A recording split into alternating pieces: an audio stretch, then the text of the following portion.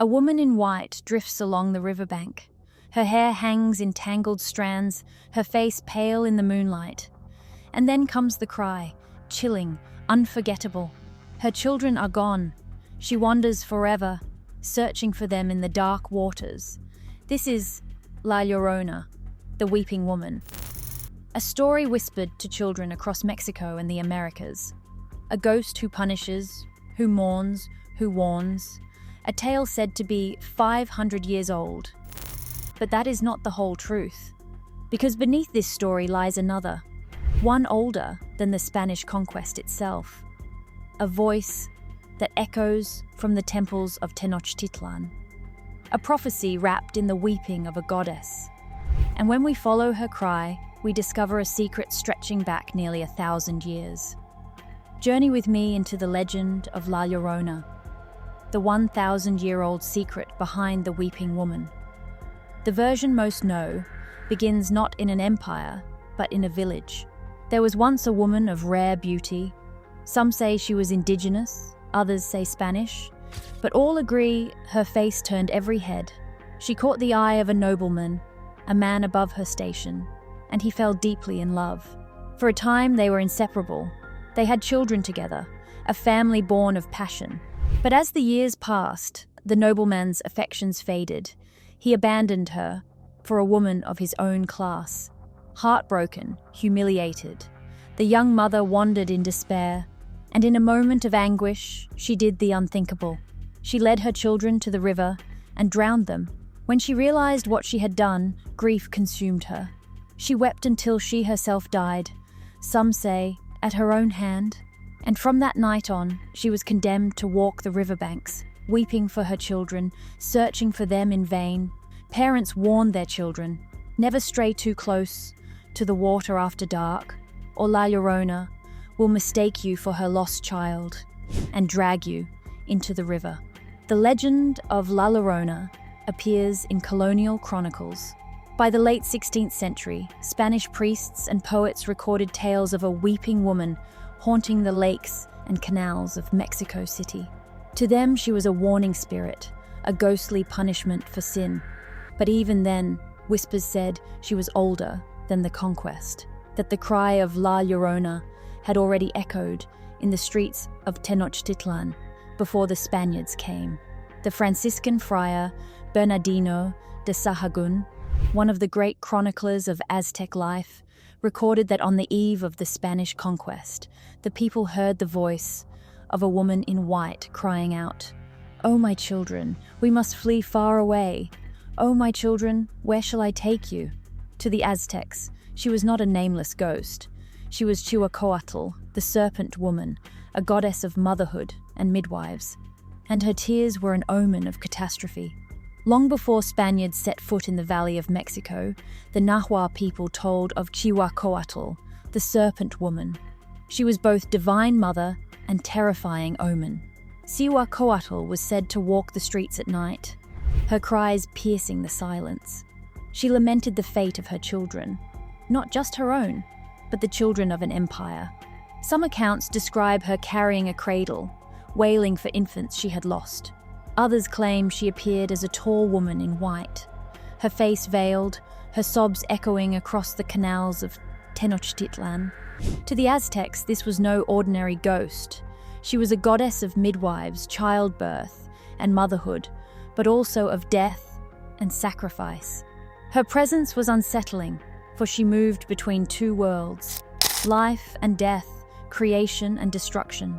According to Bernardino de Sahagún's Florentine Codex, when the Spaniards approached, the people heard her voice, "My children, we are about to go forever. Where can I take you?" To many, her weeping foreshadowed the end of the Aztec world. When the Spanish conquered Tenochtitlan in 1521, they brought not only soldiers, but also new stories, new sins, and new fears. Over time, Cihuacoatl's prophetic cries blended with European ghost lore. Spain was already rich with tales of white ladies, restless female spirits who wandered after betrayal or tragedy, often near rivers or castles.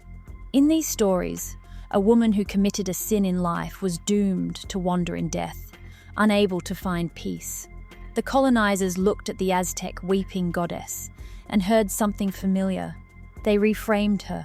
She was no longer a divine figure mourning the fate of a people. She became a fallen woman, punished for sins against her family. And so La Llorona emerged, no longer a goddess tied to empire and prophecy, but a ghostly mother tied to morality. Her story became a cautionary tale. Mothers must protect their children. Women must remain faithful. Sins of passion bring eternal punishment. What had once been a cosmic omen of empire and death was reshaped into a personal, intimate tragedy. Yet both versions, goddess and ghost, survived. In some regions of Mexico and Central America, La Llorona is still remembered as a spirit connected to conquest, a woman crying for the loss of her children as symbols of an entire culture destroyed. In others, she is simply the mother who drowned her children in a fit of rage or grief, doomed to eternal wandering. The result is a dual identity. To indigenous memory, she is a goddess whose tears marked the fall of Tenochtitlan. To colonial folklore, she is a moral ghost story, told to keep children safe from rivers and women safe from temptation. But both share the same sound, the cry of a woman in the night, her voice cutting through time, carrying grief no words can contain. La Llorona is not bound to one village or one river. She walks across borders, reshaping herself in every place she is told. In central Mexico, she is the tragic mother in white, her cries drifting along the canals. In Guatemala, she sometimes appears in red, her voice described as beautiful but deadly, luring men to their doom. In New Mexico, settlers told of a woman who roams the Rio Grande, forever searching for the children she drowned.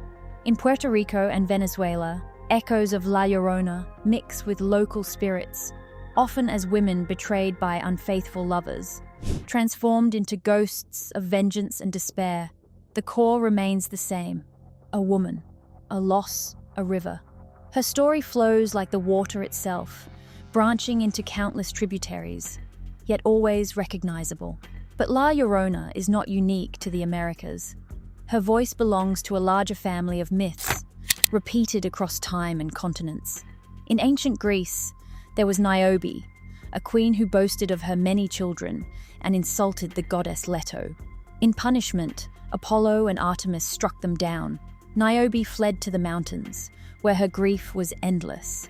Ancient poets say her tears turned her into stone, yet she still wept eternally for her lost children. In Greek mystery, cults, Demeter mourned her daughter Persephone, stolen away to the underworld.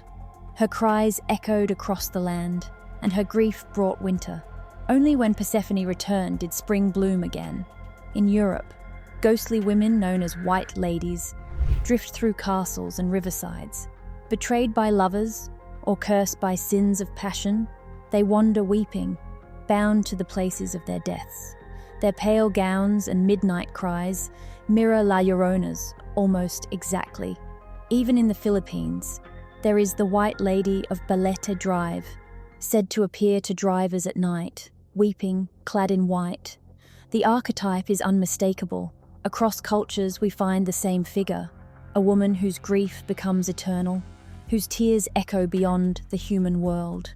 But why does this image repeat across civilizations? Why do we find weeping mothers at the heart of myth and ghost story alike? Because grief is universal. The loss of a child is one of humanity's oldest, deepest fears. To give that grief a voice, a mother who cries forever, is to remind us of mortality, of fragility, of how easily the world we love can vanish. But there is something else. These women are not only mourners, they are also judges. La Llorona punishes those who stray too close to water. White ladies curse unfaithful men. Niobe's story warns against pride before the gods. The weeping woman is both victim and enforcer. Her sorrow is unbearable, but it also grants her power. She becomes a boundary figure, standing between the living and the dead, between innocence and guilt. And perhaps that is why La Llorona still terrifies us. because her tears are not just sadness, they are judgment. Today, La Llorona is everywhere. She haunts not only riversides, but also songs, literature, and cinema. Her cry inspired the famous Mexican folk song, La Llorona, a melody both mournful and haunting, sung by artists from Chavela Vargas to Lila Downs. In literature, Nobel laureate Octavio Paz wrote of her as a symbol of Mexico itself, a nation born from conquest, weeping for its lost children. On screen, she appears in countless films, from low-budget horror to Hollywood's The Curse of La Llorona, 2019. Each retelling reshapes her, sometimes tragic, sometimes monstrous, sometimes both. But in Mexico, she is more than entertainment. On Dia de los Muertos, people still tell her story at altars and festivals. In Xochimilco, boats carry tourists through canals, where actors reenact her ghostly cries. To many, she is still a living part of cultural memory, a reminder of grief, faith, and the fragility of life. Why does La Llorona endure? Because she is more than a ghost story. She is a mirror. To some, she reflects the trauma of colonization, a mother mourning the children of a fallen empire. To others, she reflects morality, the punishment of betrayal, of passion, of sin. To still others, she reflects personal grief, the loss of children, the fear of abandonment. Every generation remakes her. Every culture that hears her cry shapes her face anew. And yet, through all these changes, one thing remains constant: her voice, that endless weeping, echoing across centuries. And here lies the secret. La Llorona is not simply 500 years old, born of Spanish conquest. She is older. Her tears stretch back to the Aztec goddess Cihuacoatl, who wept for her children before the empire fell. Older still, she belongs to the timeless archetype of the weeping mother. From Niobe to Demeter, from white ladies to hungry ghosts. When we hear La Llorona, we are not only hearing a ghost by the river, we are hearing 1,000 years of grief condensed into one eternal cry. We are hearing the voice of conquest and loss, of motherhood and mortality, of fear and judgment. And perhaps that is why the story endures. Because she is not just one woman, she is all of them. So the next time you hear a cry in the night, ask yourself, is it only the wind? Or is it something older? Something that has walked beside humanity since our earliest myths. La Llorona is more than a legend. She is the sound of grief that never ends. The voice of mothers and goddesses, ghosts and victims, stretched across 1,000 years. And she is not alone. Because in the shadowy world of folklore, other spirits wait. Figures whose stories are just as ancient, just as haunting.